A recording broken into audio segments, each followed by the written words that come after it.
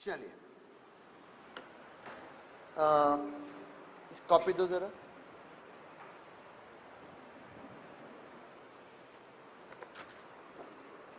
यहां देखो,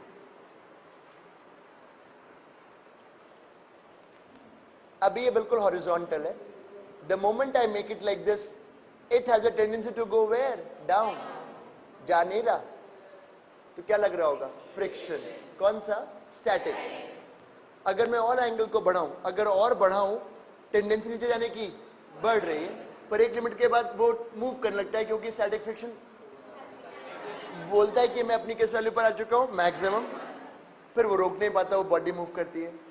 तो वो जो एंगल जिस पे वो जस्ट मूव करने लगता है, जस्ट मूव करने लगता है, that angle has been given a name called angle of repose. Angle of repose. देखो ये रखा है, अभी फ्रिक्शन मैक्सिमम वैल्यू पर नहीं है। अब जैसे वो एंगल आया, स्लिप करने लगेगा, friction will be at what value? Maximum.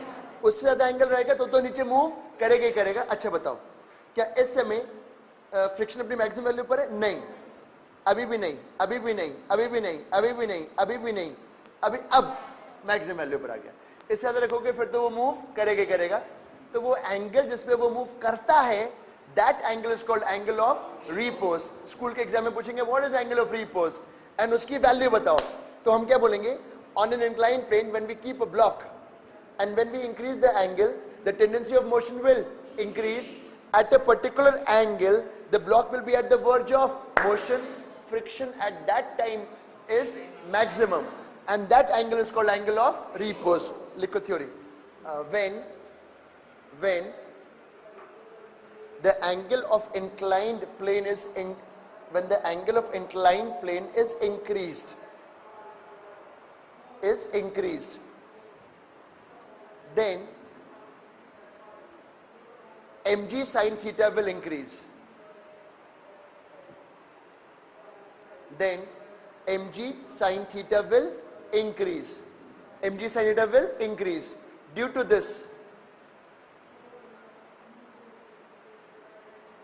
this, the tendency to move down will increase. The tendency to move down will increase.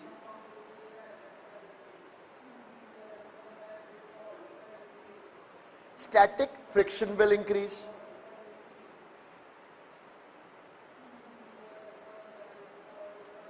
Static friction will increase. At a particular angle,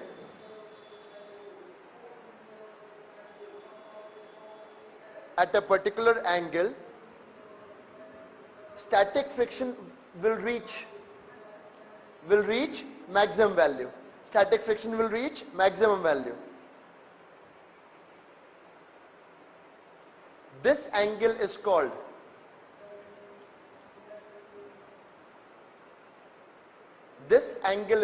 angle of repose.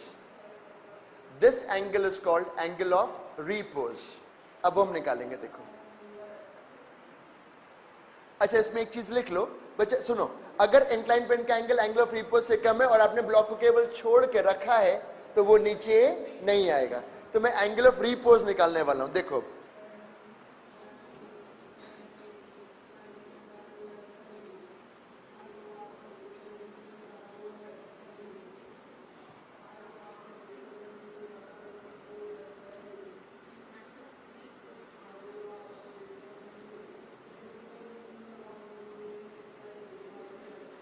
Angle of repose.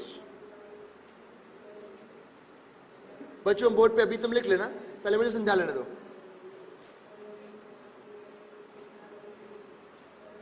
अभी बेटा कुछ नहीं करोगे आप, बस board पे देखोगे आप।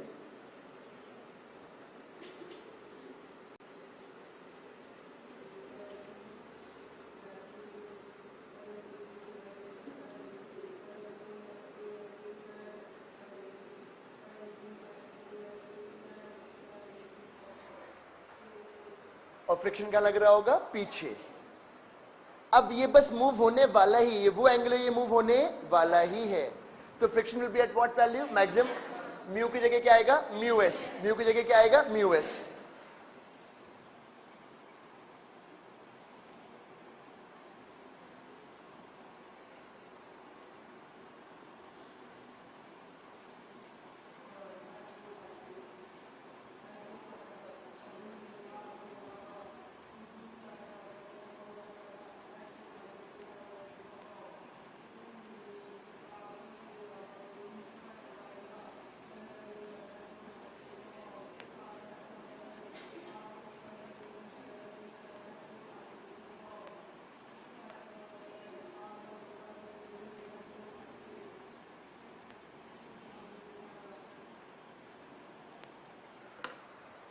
अगर इंक्लाइन प्लेन का एंगल इससे ज्यादा होगा तो वो नीचे की तरफ छोड़ने पर एक्सेलरेट करेगा, छोड़ने पर क्या करेगा, एक्सेलरेट। और अगर इससे एंगल कम है और केवल आपने छोड़ा है, केवल आपने छोड़ के रख दिया है, तो वो मूव, हाँ धक्का दोगे तो एक अलग बात है, धक्का दोगे तो मूव करेगा ही करेगा। पर अगर हम सब करेंगे कैसे, अगर केवल रखा हुआ है तो अगर एंगल इससे ज्यादा है तो नीचे क्या करेगा, एक्सेलरेट। और केवल रखा हुआ है और एंगल इससे कम है तो नीचे मूव नहीं करेगा। क्यों नहीं मूव करेगा, क्योंकि mg sin थीटा अभी उतना ज्यादा है ही नहीं कि फ्रिक्शन को क्या कर सके, ओवरकम कर सके। अब आप लिख लो,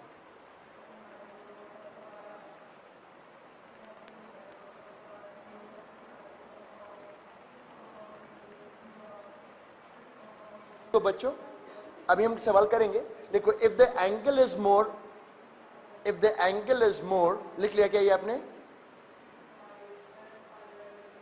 if the angle is more, then on releasing the block, then on releasing the block, it will accelerate, it will accelerate,